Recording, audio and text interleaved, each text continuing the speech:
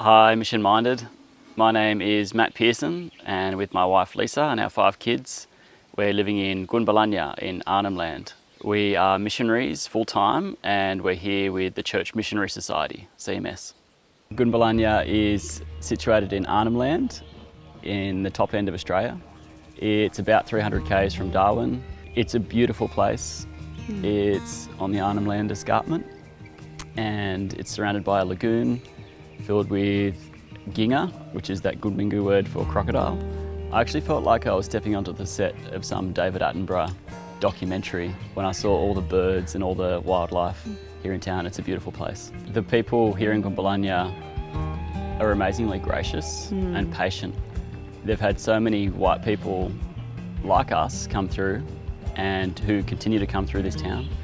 Yet we're amazed that they still take the time to want to share their culture and share their language. We've met lots of people who are really keen to read the Bible. We'd love to see the Bible being read and passed on to the next generation so they can pass it on to the next generation.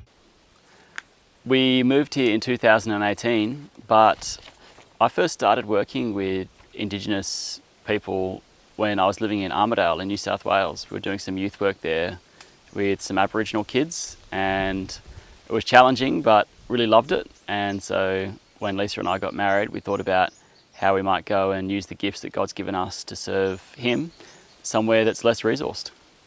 We both did ministry apprenticeships full time, and during that apprenticeship my trainer Steve, and he said that he thought I was suited to full-time ministry. This was a bit of a shock to us because we were thinking of moving up here as teachers.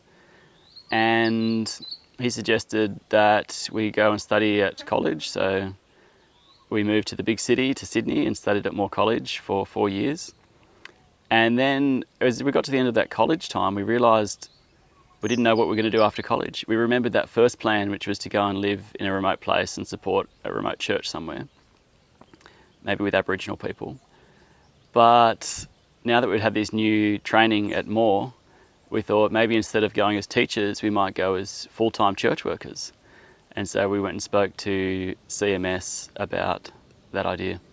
So the local church, the Anglican church here, invited us to come and help adults take hold of this new resource of the Bible in their own language, and to help adults learn how to read the Bible. Part of the challenge is that people here speak and understand Goodwingu. They've been speaking it their whole lives, but not many people have learned how to read it, the written shape of that language. And so with our background in education, Lisa and I have been learning to read the language. We can now read it. We don't understand what it's all saying, but we can read it, and we've been sitting with people and helping them learn how to read it too. And it's been amazing over the few years that we've been here to watch some people who couldn't read when we first arrived and are now working their way through reading out loud the Bible, even at church on Sundays. And it's been amazing to see that growth in people.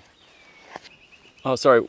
One more thing I'll say about that pathway to coming to Gunbalanya was it was a 10-year window from doing the ministry apprenticeship, doing a bit of work as teachers, and going to Moore College, doing the CMS training, to finally arriving took about 10 years. So I'm just telling you that time frame in case some of you are wondering.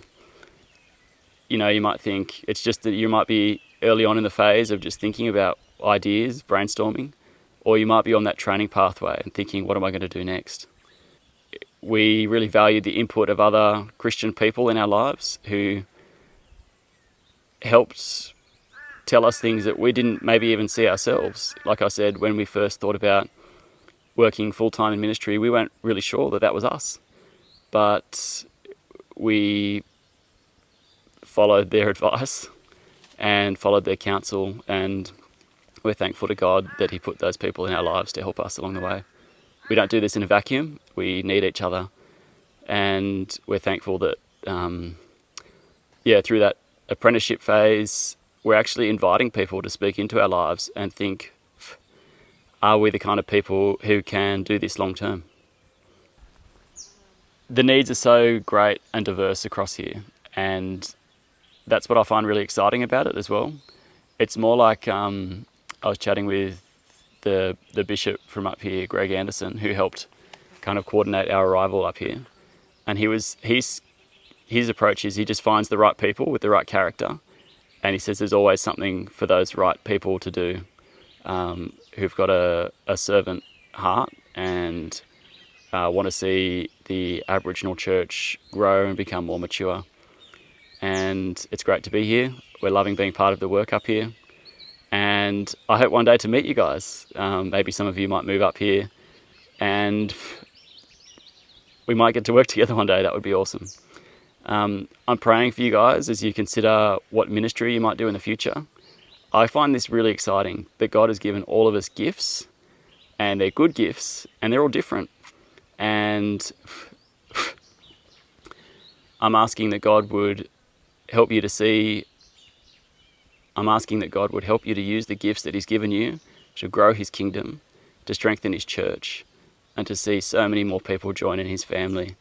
And that party in heaven is going to be multicultural, multilingual, incredible for eternity. And we endeavour and endure to that end.